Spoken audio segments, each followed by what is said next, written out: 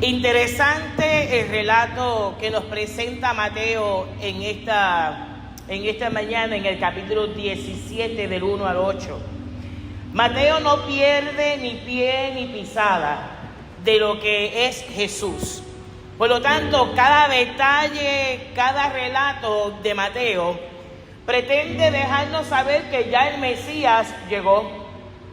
De hecho, también lo que hace es confirmar que todo lo escrito y hablado del Antiguo Testamento se hace real y presente en este Dios Verbo encarnado, Jesucristo. Así que el texto comienza con una curiosidad única, porque el texto comienza diciendo 6 días después. Y el que usted encuentre una frase como esa, comenzando un texto, eso le hace a uno tener que indagar más allá. ¿Qué pasó 6 días después? ¿Qué pasó antes que eso?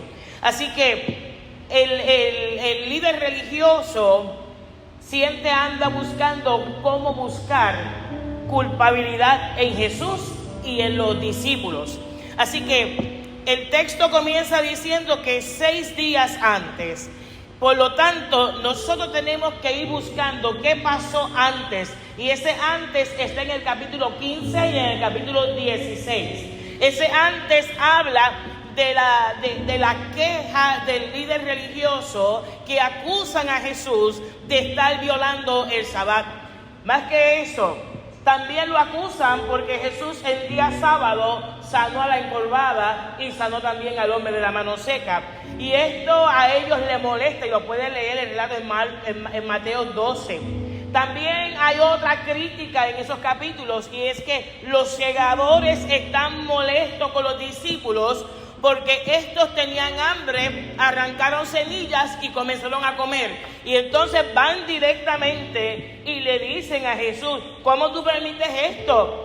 Lo que sucede es lo siguiente, que mientras iba creciendo la fama de Jesús, también se iba creciendo y aumentando los opositores a la obra, a la misión. Así que cuando más fruto usted comienza a dar, más oposición se aparece para que usted se pueda aguantar y no siga el encuentro y hacer la encomienda. Así que ellos quieren decirle a Jesús: tú estás dañando lo que es las costumbres y las tradiciones nuestras. Tú estás violentando. De hecho, le cuestionan a Jesús en el capítulo 15 de Mateo: ¿cómo es posible que tus discípulos coman pan y no se laven las manos? Y él le dice: bueno, ustedes se quejan de eso y ustedes son como los vasos que por dentro están sucios, pero por fuera están limpios. Así que el relato es totalmente contra la prédica, contra el anuncio de Jesús. Y entonces van directo donde Jesús, porque Jesús es el maestro. Por lo tanto, lo que están diciendo es: si los tuyos hacen eso, es porque tú eres igual que ellos, ¿no? Porque el discípulo aprende del maestro. Así que los fariseos, que eran los puritanos, los santitos, los que no cometían pecado, los que no violentaban, los que no maltrataban, los que eran empáticos, ¿los conoce los fariseos? ¿Los conoce? Esos son los que están pidiendo. Por otro lado, en Mateo 16, Jesús reprende a los religiosos, a los fariseos y a los saduceos, porque andan pidiendo una señal de identidad de Jesús, algo que Pedro lo resolvió inmediatamente, porque cuando Jesús preguntó: ¿quién dice la gente que yo soy?, Pedro le contestó: tú eres el Hijo del Dios viviente. Así que todos estos acontecimientos que el texto nos lleva a indagar, también nos lleva a pensar que el texto de esta mañana de la transfiguración de Jesús no comenzó en el capítulo 17. Esta transfiguración comenzó antes. Oiga bien, lo que sucede es que la transfiguración de Jesús es algo totalmente justo y necesario para ese tiempo y para el nuestro. No podemos olvidar que Jesús en Mateo 5 decía: yo no vine a derrogar la ley ni a los profetas. Yo vine para que se cumpla. Yo vine para acabar con la injusticia, porque los que manejan la ley atropellan al pueblo. Y yo vengo a que esto se cumpla como se manda, ¿no? Así que Jesús siempre tiene intenciones. Dígalo conmigo. Jesús tiene intenciones conmigo. Dígalo. Jesús siempre tiene intenciones con sus discípulos y sus discípulas. Jesús siempre tiene un plan perfecto. Jesús no se equivoca y lo establece a solas, lo establece en grupos, lo establece en muchedumbre. No importa en las circunstancias ni cuánta cantidad de gente haya. Lo que es importante e interesante en esta mañana es que Jesús tiene el plan y por lo tanto Él lo va a implementar donde sea y con quien sea. ¿Cuántos dicen amén a eso? Oiga, que a pesar de mí, a pesar de cómo soy, Dios tiene un plan para mi vida. Maravilloso Cristo en esta mañana. Oiga, mira lo que dice el texto. Que Él llamó a unos discípulos y después los sacó aparte. Oiga bien esto es muy interesante. Y son los discípulos que comenzaron con Él, fueron los primeros junto con Andrés. Dice que los llama, y hemos hablado del llamado de estos discípulos, los miró a los ojos y los llamó. Hablo de Pedro, de Juan y de Jacobo. Los lleva a un monte, a un lugar espacioso, lo cual la gente anda peleando si es el Tabor, si es el Hermón, si es el Mirrón. No importa donde fuera, lo importante es que a estos pescadores, que eran sus profesiones, a estos pescadores Jesús los llamó para una encomienda. Oiga, el llevárselo aparte tiene su gran significado. Y es que llevarnos aparte, separarnos como en esta mañana, que el Señor nos reúne en su casa, que el Señor nos llama la atención y anda hablando por la cántico, anda hablando por la palabra, anda hablando por la predicación. Es que Jesús tiene intención de separarnos aparte en esta mañana porque hay una misión que realizar y cuenta con nosotros. ¿Alguien dice amén a eso? Oiga, porque la gente no cuenta con nadie, pero Jesús cuenta con nosotros y eso es grande y eso hay que valorarlo. Así que lo que Jesús hacía era una estrategia de capacitación. Oiga, qué interesante. Jesús estaba formando líderes, no estaba jugando al liderazgo con poder. Jesús estaba formando líderes de acuerdo a la necesidad y la capacidad de cada uno. ¿Alguien me sigue en esta mañana?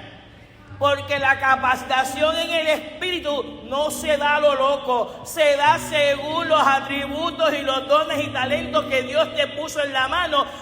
Y te los entrega para que los ejecutes cuando estés entrando en esa madurez y responsabilidad que eso amerita.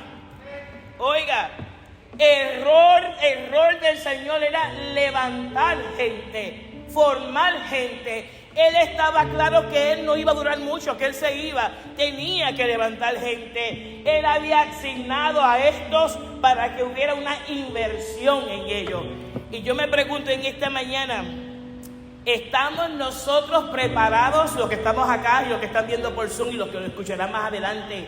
¿Estamos conscientes y preparados que cada experiencia que tengo cerca con Dios, y déjenme aclarar eso, una experiencia cerca con Dios es cada vez que yo tengo una interacción con su Espíritu, es cada vez que yo tengo una interacción con su palabra? Eso es una inversión de Dios en nosotros. La pregunta es, ¿usted invierte para perder o invierte para ganar? No, para ganar siempre. Oiga, pero en el Evangelio, vamos, en el Evangelio, el mayor inversionista fue el más grande altruista de la historia. Este perdió su vida para darnos vida a usted y a mí de manera extraordinaria y para formarnos tanto física, mentalmente, porque a Él le interesa que su misión se establezca y se lleve a cabo. Oiga, saca estos tres aparte. No era que era el Combochorno Express, no era eso, no era que eran los mejores, lo sacó aparte porque dentro del rol que él quería poner en inversión en ellos, tenían la capacidad para eso.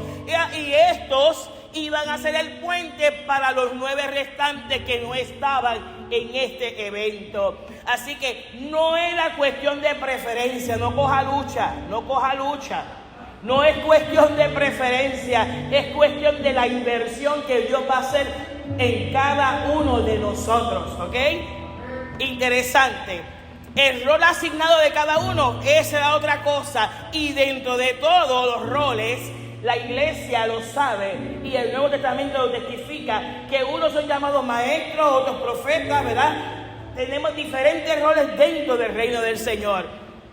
Lo que el Señor está diciendo es, un líder sabio, un líder inteligente y sabio, da lo necesario a aquellos, porque el ministerio no es para matar a la gente, el ministerio es para que la gente viva y viva en total comunión con Dios. ¿Cuántos dicen amén?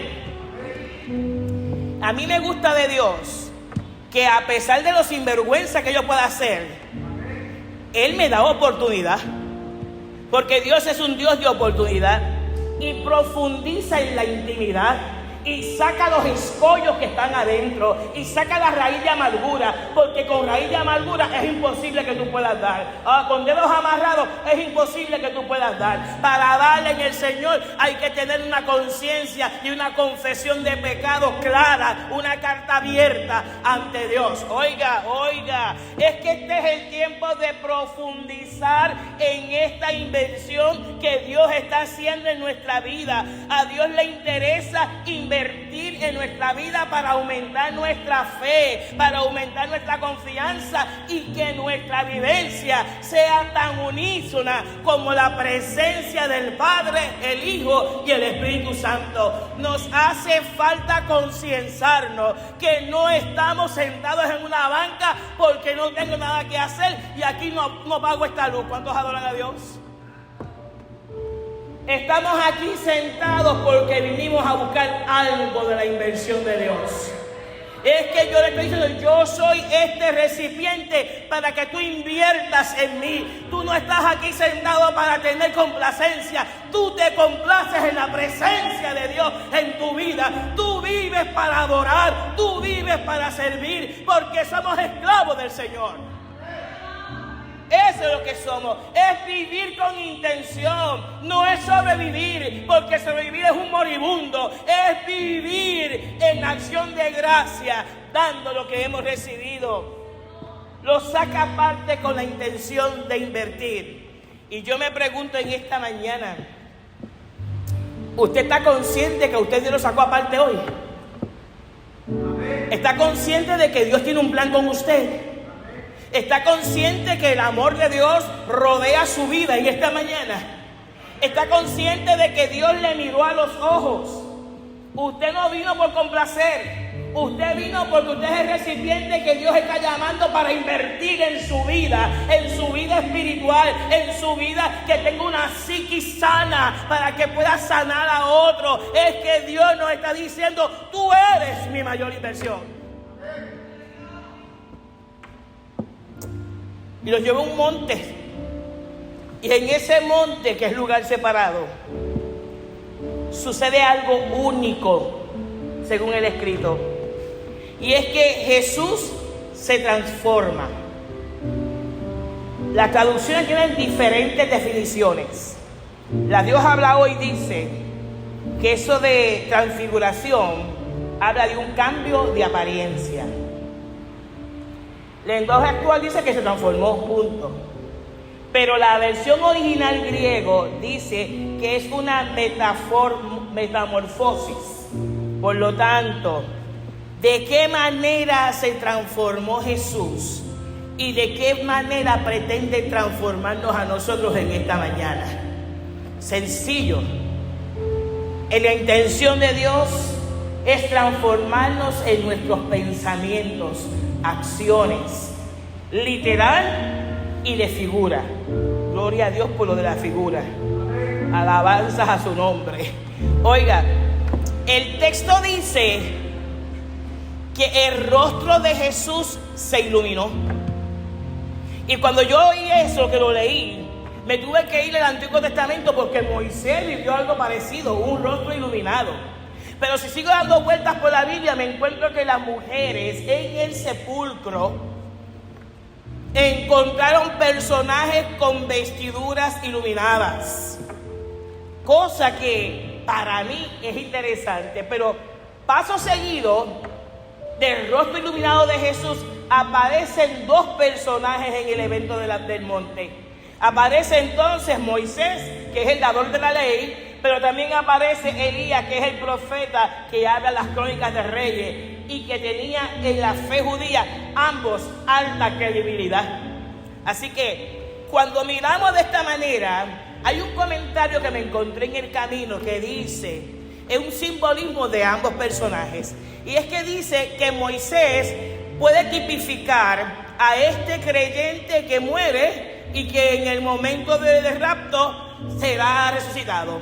Pero dice que Elías tipifica a este que ha creído, pero que nunca ha muerto y será levantado cuando venga el rapto. Así que cuál de las dos no importa, a mí lo que me importa es que yo vaya para arriba aunque me pillen la bata en la puerta. Lo importante es estar en el Señor y estar ahí. Oiga, Elías en aquellos tiempos tenía alta credibilidad. Y dice el texto que en aquel lugar de la transfiguración, estos dos como que hablaron con Jesús. Interesante, porque Mateo no dice que hablaron, pero Lucas dice que hablaron, y hablaron de la muerte de Jesús y que era en Jerusalén. Eso es lo que dice el texto. Así que en esta mañana es bien interesante ver que aunque ellos, mire bien, en Lucas 9 dice, 9:31 dice que hablaban de la partida de Jesús, pero Mateo no habla nada de eso. Pero sí hay una curiosidad, es que hablaban entre sí. Hablaba Jesús, hablaba Elías y hablaba Moisés. En ningún momento los personajes hablaron con los discípulos, y eso es interesante, ¿verdad? ¿Sabe por qué? Porque su compañero, el compañero de estos dos personajes es Jesús. Los discípulos no son los compañeros. Por lo tanto, para ellos era importante esta interacción con ellos para validar la veracidad del testimonio de estos dos. Pero oiga esto. La experiencia fue tan única que Pedro quedó maravillado. Y Pedro rápido, el impulsivo, el intrépido, comienza a decir, vamos a quedarnos aquí. ¿Por qué no hacemos 3 enramadas? Y ese texto es como trillado, como que lo hemos escuchado un montón de veces y sabemos lo que viene después. Pero oiga esto, es que Pedro ya sentía la presión social. Es que ya los discípulos estaban siendo perseguidos, señalados, hablando de ellos. Ellos sabían que el chihichijá duraba poco, porque Jesús también era perseguido. Y ellos estaban viviendo las consecuencias de la inversión de Dios en la vida de ellos. ¿Alguien me entiende en esta mañana? Que aquellos que tenemos inversión de Dios en nuestra vida, también vivimos consecuencias por nuestra fe. ¿Ok? Así que Pedro dice, hagamos 3 enramadas. Y de momento pienso yo en las enramadas. Y las enramadas eran como unas carpas parecidas al tabernáculo. Imagínense que aquí dentro todos tuviéramos una carpa en esta mañana. Pero ese no es el problema. Es que Pedro, por ignorancia, por zona cómoda o por impulsividad, se le ocurre la magnífica idea de las enramadas. Y es que nosotros y nosotras no necesitamos una carpa para que nos proteja ni para que nos cuide. Nuestro refugio es el Dios de Jacob.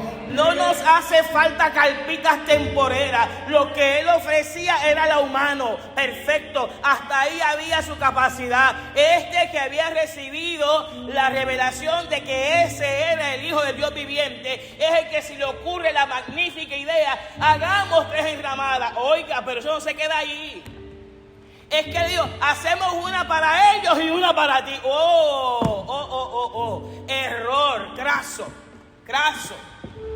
Porque Pedro lo que estaba diciendo, que Jesús estaba al nivel de Moisés y de Elías, y Jesús es sobre Moisés y sobre Elías. Es la palabra cumplida hecha carne, es el verbo, es la salvación, es la vida, es la cobertura que cada uno de nosotros necesitamos. Dios es soberano. Dios no necesita carpa. Dios es único y se extiende cuán grande es el mundo a derecha y a izquierda. Así que, inmediatamente de la magnífica idea, dice la palabra que una nube baja y los cubre. Y a mí me gustan esas cositas, ¿sabe? Porque uno hace conexión. Y la nube, usted sabe que era un símbolo de la presencia de Dios cuando el pueblo estaba en el desierto. Columna de nube y columna de ¿qué? Bueno, así que esta nube baja, los cubre, o sea, que la interpretación es que la misma presencia de Dios es quien reprende a Pedro. Es el que le llama, o sea, la inversión que Jesús quiere hacer en Pedro no viene de Jesús encarnado, viene del Padre que es el Hijo, y que cuando este Hijo no esté, el Espíritu Santo nos seguirá guiando. Por lo tanto, la corrección viene de lo alto, y la corrección le dice, no, eso no es así, equivocado. Pero oiga, dice que inmediatamente que escucharon la voz, todos quedaron postrados en el suelo. Porque ante la presencia de Dios, ¿qué pasa? Tiembla la tierra. Ante la presencia de Dios, tiembla la tierra. Y Dios le dice, este es mi Hijo amado. Oh, mi alma te alaba, Jesús. Y sabe que en esta mañana que estamos bajo la carpa del Espíritu, que estamos en la inmersión del Espíritu Santo, te está diciendo John Paul, el Señor te dice, tú eres su Hijo amado, en quien tiene complacencia. Carlos, tú eres su Hijo amado, en quien Dios tiene complacencia. Ustedes son estas vasijas que el Señor ha reunido en esta mañana, Michelle, para que bendigamos a otros y a otras, y que le digamos a la gente cuán grande y cuán bueno es el Dios que nos llamó para este tiempo. Que no anda buscando gente con pedigrí, anda buscando gente simple, con corazón humilde, que quieran servir y gastarse para el Señor. Es que esa voz es inconfundible. Esa voz que dice el texto, déjeme decirle, usted la escuchó. ¿Sabe por qué? Porque usted llegó aquí esta mañana. Esa voz dijo su nombre. Y es lo que le impulsa a llegar a la casa del Señor. A oí, es como un adelanto, esta escena de lo que va a ocurrir en el Getsemaní. Está claro lo que Dios nos está diciendo. Y oiga, y voy a empezar por acá. Cállate, Tita. Cállate, Rey. Cállate, Iris. Es tiempo de oír la voz de Dios. Calla tu furia, calla tu enojo, calla tu estado ambivalente y oye la voz de Dios en esta mañana. Cállate, deja que Dios te hable, deja que Dios invierta en ti, deja que Dios te levante, deja que Dios te use. Cállate, calla la humanidad, calla tus ideas y deja que la invención del Espíritu fluya.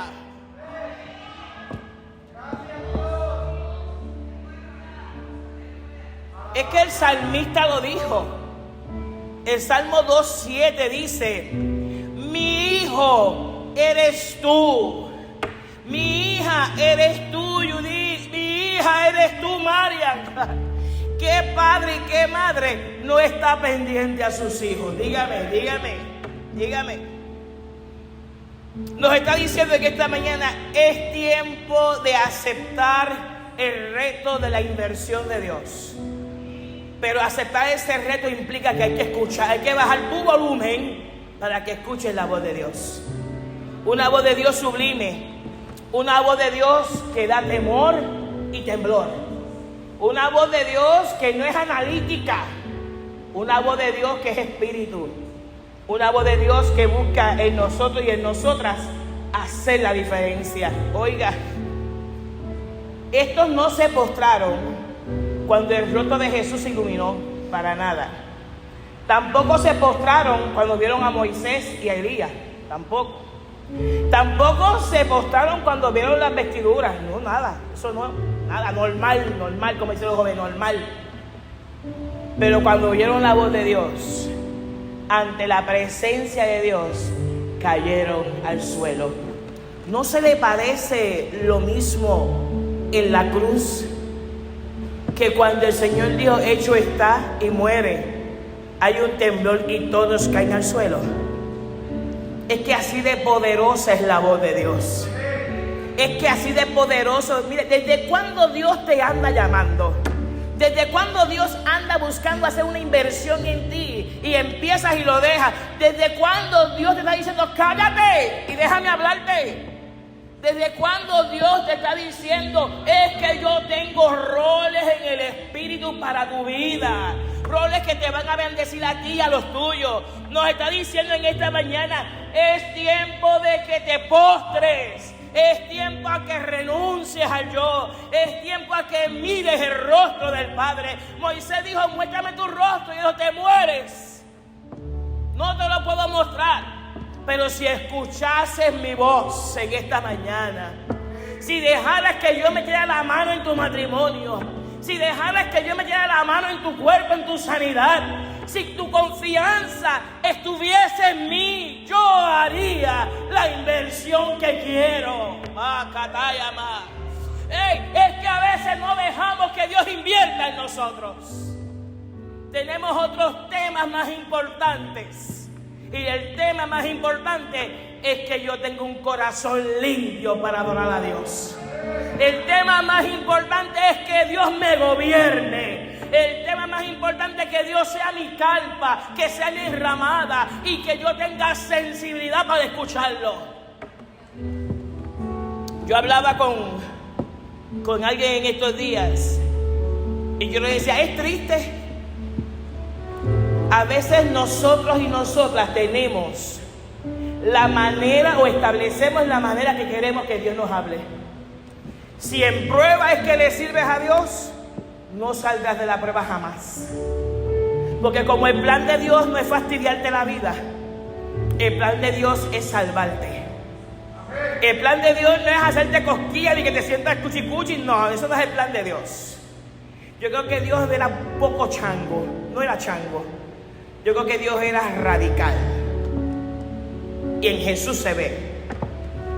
Nos está diciendo en esta mañana, es tiempo de postrarnos nosotros y nosotras.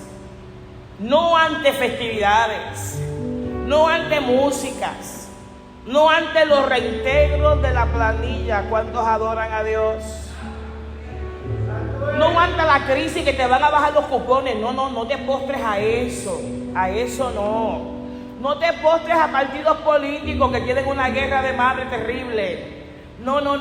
Que no te postres ni a tus posturas humanas. Más que eso, no te postres a los frutos del Espíritu que te dominan. Nos está diciendo en esta mañana, ya es tiempo que te postres ante aquel que todo lo puede. Ya es tiempo que te rindas. Ya es tiempo que te pares frente a la verdad y vivas por la verdad. Oh, yo no sé cómo puede vivir con ese huracán por dentro. Yo no sé. No sé cómo pueden vivir con tanta maldad en el corazón. ¿Cómo pueden vivir con tanta amargura? ¿Cómo decir que somos de Dios y la amargura nos cubre?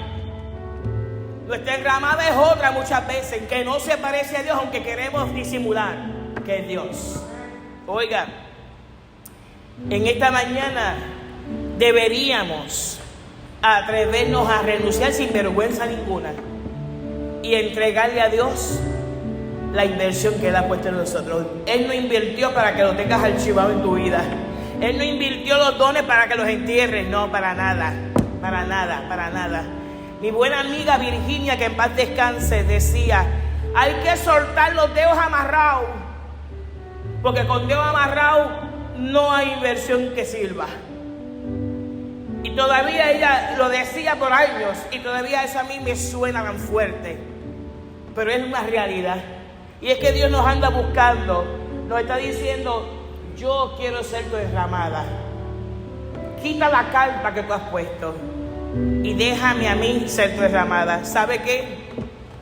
En esta mañana, un buen tema para este sermón sería: iglesia, es tiempo de contemplar la inversión de Dios en tu vida. ¿Cuánto ha hecho Dios por tu vida hasta hoy? Hasta hoy, ¿cuánto ha hecho? Hasta hoy. ¿Vale la pena estar en el estado que estás con la inversión que Dios ha hecho? Esa es la paga, esa es lo que tú le vas a devolver a Dios, la condición actual. Yo creo que en esta mañana hay que contemplar su rostro. Dice más, flaca, oiga esto, que cuando se levantaron del susto, porque fue un susto, ¿sabes?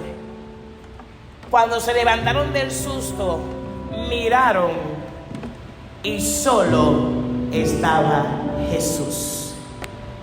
Ya Moisés no estaba, ya Elías se fue, ya el rostro que estaba iluminado se le apagó la bombilla, se le acabó la batería, no tenía nada. Solo está Jesús. Para el vacío de tu alma, solo está Jesús. Para la salud de tu cuerpo, el varón experimentado en quebranto, solo está Jesús. Que en esta mañana podamos arrancar los caillos del alma y permitir que la inversión de Dios caiga como semilla en buena tierra, y que comencemos a darle a Dios por gracia lo que por gracia hemos recibido. Yo le pido al Espíritu Santo en esta mañana que nos desarme, que nos rompa, es más, que rompa la agenda con la que llegamos en esta mañana. Oh, porque maquinamos bien feo que maquinamos. Pero cuando llega Jesús, tu maquinación ante la cobertura se cae. Porque solamente la cobertura del Padre nos hace ser diferentes. Y no porque seamos buenos, sino por la inversión que Él ha hecho en nosotros. De pie, por favor.